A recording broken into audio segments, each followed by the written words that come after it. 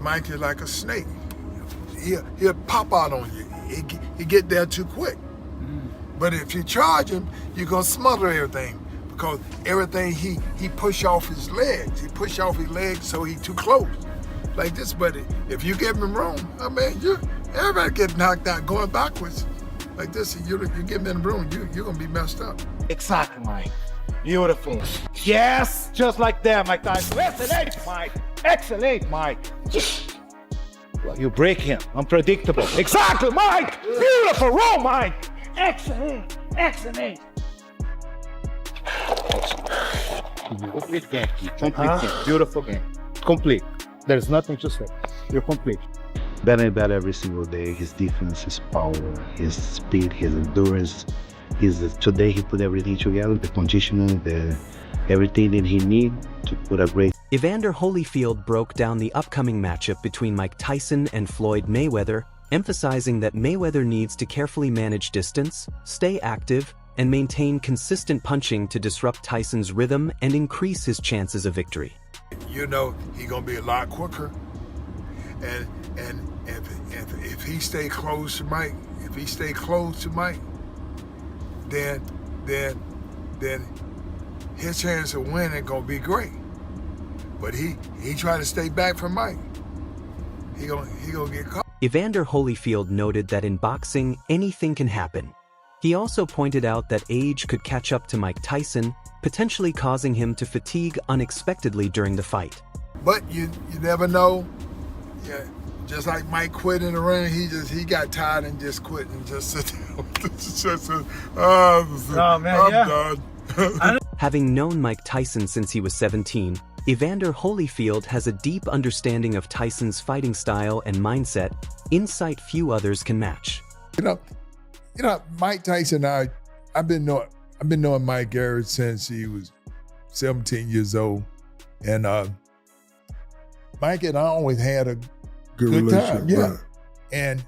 And you know, but I remember in amateur, you know, Mike was 17, I'm 21, and you know, Mike knocking everybody out, like this, and I'm like, but Mike and I was on the losing squad. Now that's how good the Olympic team was. Evander Holyfield believes that Floyd Mayweather is still in outstanding physical shape and brings an unyielding mindset to the ring, refusing to accept defeat under any circumstance. He rather die than lose.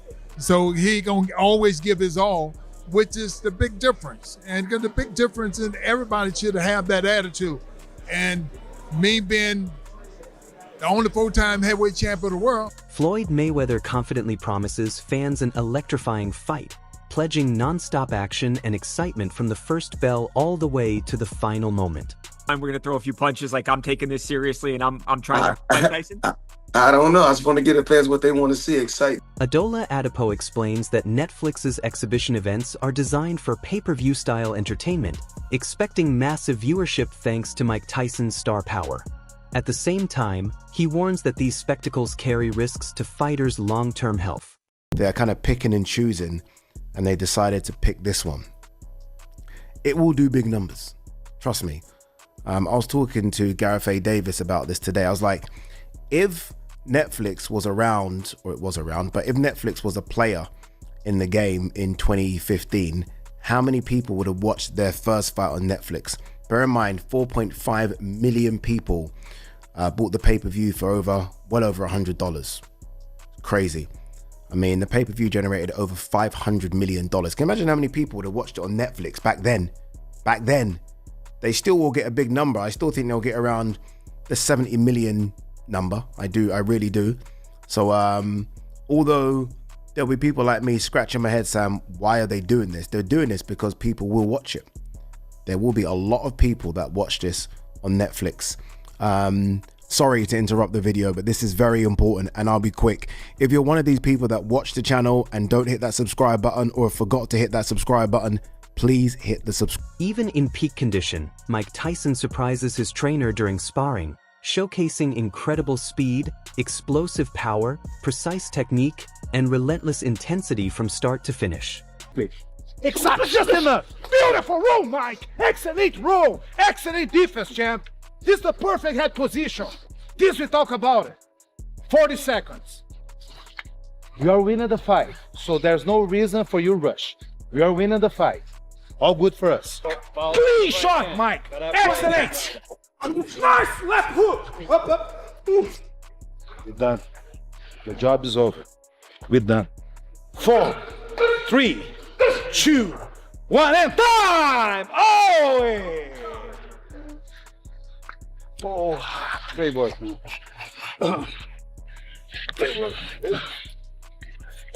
This upcoming fight leans more towards spectacle than pure competition. Its primary goal is to entertain and generate revenue rather than settle debates inside the ring. While both fighters are beyond their physical primes, they remain disciplined and highly skilled, having spent years sparring and refining their craft. The matchup taps into nostalgia, drawing longtime fans while also engaging a new Netflix generation unfamiliar with traditional pay-per-view formats. These exhibitions focus on controlled action, minimizing injury risk while maximizing audience appeal. The undercard highlights rising fighters, but the main draw is seeing legendary athletes revisit their careers, blending marketing, curiosity, and entertainment into one seamless event. The old-time fighters, which is why Tyson always gets views even today, because people are always curious about the Mike Tyson mystique, the Mike Tyson effect. So people that weren't able to be alive and wake up the morning of a Mike Tyson fight to know what that feels like, want to feel that today. I promise you, it's nothing like it was in 1989 with Tyson, no matter what you guys want to feel. But regardless, I think people get curious about that. And I think this is going to be sort of the same thing. There's nothing that's going to match the Mayweather-Pacquiao era of that time where they were flying and people wanted to see that fight. This is not going to be that feeling on the morning of. But like the champ said, on the morning of, whether you like it or whether you don't like it, I think you're gonna end up, ordering that pay-per-view or watching on Netflix, whatever. This is on Netflix, so because your curiosity is gonna get the best of you. Whether you're a boxing fan or whether you're not. And Netflix knows how to choose them in this kind of way. I don't know if Netflix is sort of investing in boxing or if they're investing in the one-off circus act. He's actually been doing exhibitions with younger, tough guys over the past couple of years. I guess you could say Mike did too. He did get in there with Jake Paul, 30 years younger than him. But no, I don't think there's a concern with these pre-bouts going into September, especially with that looming. And listen, that thing is going to sell. It's going to sell. People are still going to buy Pacquiao Mayweather Pacquiao too. I guarantee it.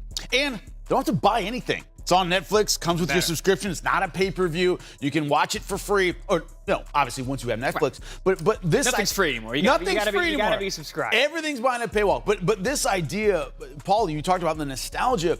It's one of those things where this is a fight not a lot of people are nostalgic about. We're nostalgic about these fighters, but this isn't, your point of view of the third Duran. Former world champion Tim Bradley sees the exhibition between Floyd Mayweather and Mike Tyson not as a random spectacle, but as a calculated decision. In his view, Mayweather would never agree to a matchup unless he felt fully confident about the outcome. Bradley explains that Floyd has always approached boxing with a keen sense of self-preservation and competitive pride. If there were serious doubts about winning, the fight simply wouldn't happen. According to Bradley, Mayweather's confidence borders on certainty. He studies opponents carefully, weighs risks with precision, and only commits when the advantages are clearly in his favor.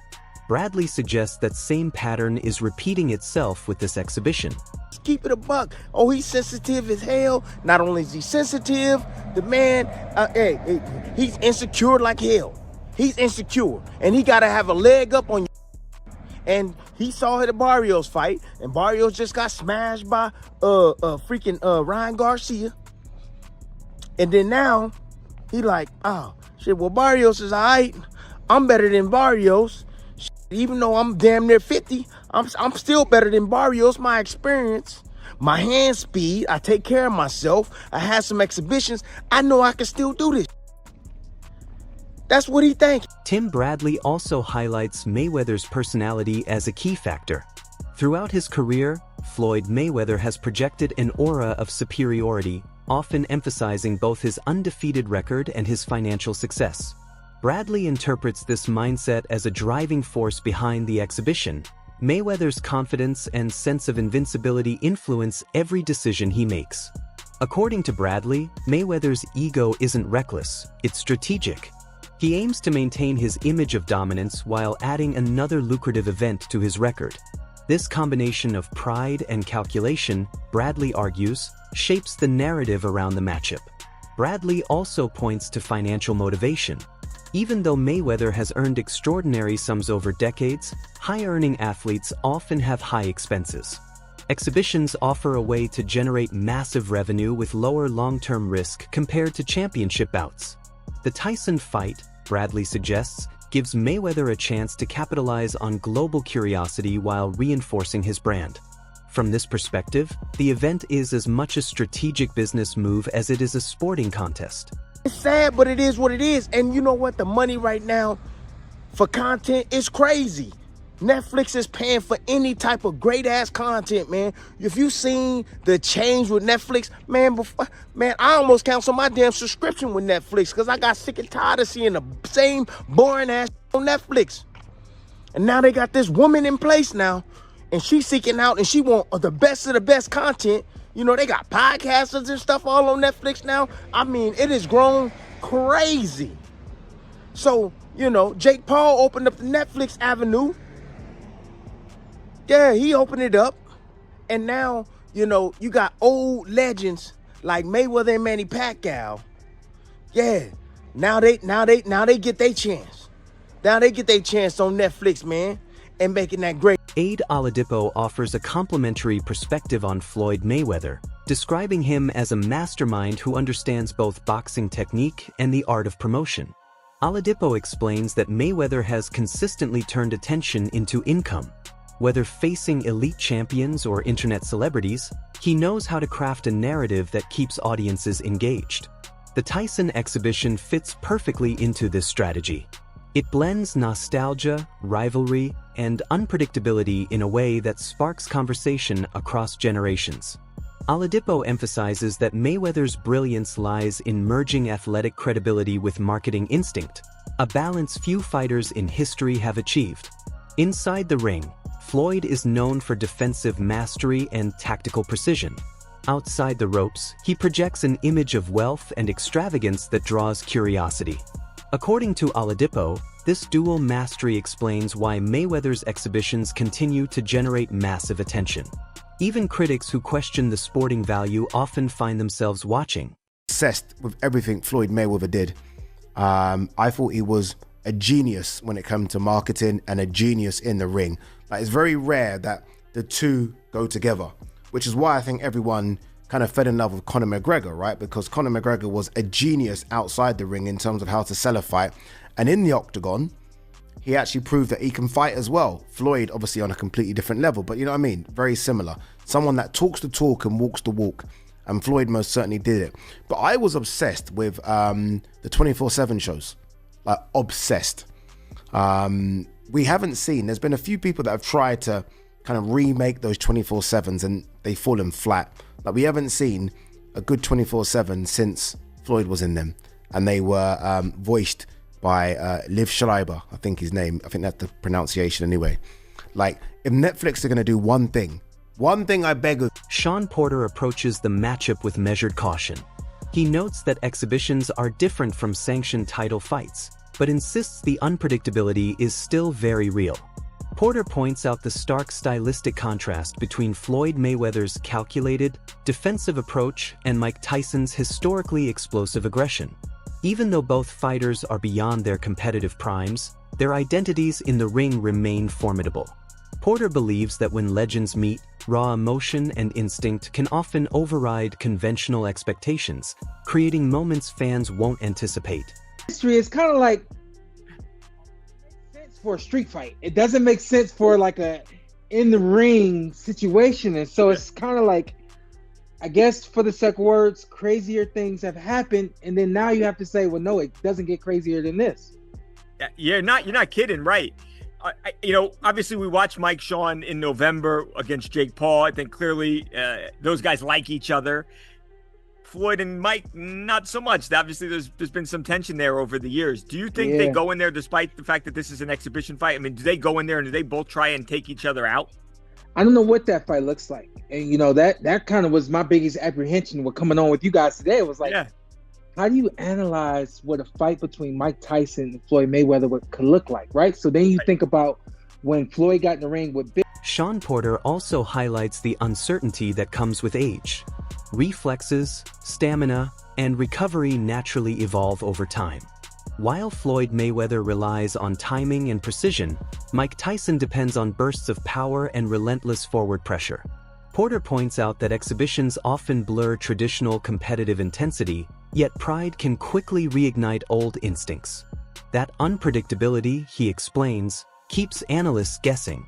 No matter how meticulously the matchup is broken down, the human element introduces variables that statistics alone cannot fully capture. Ever known before that the WWE is fake. It's kind of like acceptable, but it wouldn't be acceptable in a boxing ring. You know, it wouldn't be acceptable if there becomes some sort of weird antics and things like that. I mean, I guess I'll have to do what I did once before with Mike and Jake, and I'm gonna go on record for saying this doesn't happen. You think it falls apart sometime before. This doesn't make sense. I don't know. I don't know how you can make it make sense. I don't know how you can make this one make sense. And to your point, they may have it, but if they have it, they haven't said it yet. There's no date for the fight, no location that's been announced. So, right. Yeah. Is it possible to break down or give someone an edge? I mean, Mike obviously bigger, more powerful, but he's 11 years. Sean Porter emphasizes the uncertainty that comes with age. Reflexes, stamina, and recovery naturally change over time. While Floyd Mayweather depends on timing and precision, Mike Tyson relies on explosive bursts of power and relentless forward pressure. Porter adds that exhibitions often blur the line of competitive intensity, yet pride can quickly reignite old instincts. That very possibility, he explains, keeps analysts guessing. No matter how meticulously the matchup is analyzed, the human element introduces unpredictable variables that numbers alone cannot capture. I'll be able to beat him. I mean, remember when Floyd fought Manny Pacquiao? Like, he waited until Manny got knocked spark out from Marquez, and then he was like, yeah, now's my time to fight him. I just don't believe that Floyd would have fought Mike Tyson if Mike Tyson didn't fight Jake Paul. But Floyd seen that Mike Tyson couldn't hardly walk to the ring. When he got to the ring, he couldn't move around. Jake Paul was running circles around him. And that being said, I'm a huge Mike Tyson fan, like huge. But we see what Floyd's doing here. He's like, yeah, I'm going to get in there with Mike Tyson, who couldn't do anything with Jake Paul. I'm going to get millions of dollars. Well, yeah, I'm up for that. But again, I don't blame Floyd Mayweather for doing this. In boxing, I always say, you know, there's not much money in it for the regular people like me and you if you're a fighter. But for someone like Floyd Mayweather, Mike Tyson, they've earned absolutely millions of dollars for like me and you if... Tony Jeff highlights the audience appeal of the matchup. He points out that Mike Tyson's recent high-profile appearance against a younger opponent proved the power of nostalgia, drawing massive global attention and reminding promoters of Tyson's enduring magnetism. Jeff argues that Floyd Mayweather understands this perfectly. Pairing his undefeated legacy with Tyson's legendary aura creates a commercial storm. In Jeff's view, the exhibition is designed for maximum visibility rather than competitive necessity. He further notes that modern boxing economics often rewards events that capture mainstream curiosity. While traditional championship structures remain important, crossover appeal can generate even greater revenue. Tyson's name alone evokes memories of dominance and danger, and when combined with Mayweather's polished persona, the promotional potential multiplies. Jeff sees the fight as a strategic alignment of two iconic brands that transcend eras. Economic times, there's economic challenges. These corporations and companies, they're looking to make profit. And if they put out a pay-per-view, and a lot of people, another thing is the fighters. I'm blaming the fighters too, because there's a lot of guys, they're not bigger than the fighters of yesteryear. That's why you can have a Floyd Mayweather and a Mike Tyson whose brands are so big. This is going to be a big fight. It's going to be, just because it's a freak show, circus fight, whatever you want to say. Some people are going to be mad at it. I don't want to see it, blah, blah, blah. But the curiosity is always going to get the best of the masses, especially if they put this on Netflix or Amazon or whoever, right? And that's the reality. A lot of these new fighters, Gen Z fighters, people under 30, they're not marketing. Ariel Helwani offers a more skeptical perspective. He questions whether the event serves any meaningful sporting purpose. From his viewpoint, both Floyd Mayweather and Mike Tyson have already cemented legendary status, leaving little left to prove. Helwani expresses concern that exhibitions can blur the line between genuine competition and spectacle, potentially disappointing purists who value authentic stakes. His skepticism focuses on necessity. True greatness does not require repeated validation. When icons return for financially driven events, the narrative can shift from legacy to commerce. While he acknowledges the entertainment factor, Helwani questions whether such matchups advance boxing's competitive integrity. For him, the intrigue surrounding the fight does not erase deeper doubts about motive and merit. Sees a picture of Shakur Stevenson or Keyshawn or Virgil Ortiz and know who that person is, right? Versus past fighters, everybody, at least at the time, they would have known who Mike Tyson was. They would have known who Roy Jones Jr. was, Floyd Mayweather, Manny Pacquiao, right? That's the reality of it. So that's how we got here. That's definitely how we got here. And then the other thing is piracy, people being cheap and not wanting to pay for great fights that we've had that have come with a paywall. And then now these companies see that and they're like, we're going to get our money one way or the mother effing other. There's more than one way to skin a cat. And that's the reality of it. So now when we get these freak show fights, they've already seen that YouTubers and influencers. Taken together, these perspectives create a multi-layered view of the exhibition. Tim Bradley frames the bout as a mix of calculated confidence and financial strategy. Aid Oladipo highlights Mayweather's marketing brilliance. Sean Porter examines the stylistic and emotional unpredictability, while Tony Jeff emphasizes its commercial magnetism. In contrast, Ariel Helwani questions the underlying necessity of the matchup. Each viewpoint offers a different lens on the event. Ultimately, the exhibition sits at the crossroads of sport, business, and legacy. Mayweather's career has always navigated that intersection with remarkable precision, and Tyson's enduring presence adds emotional weight and historical resonance to the spectacle.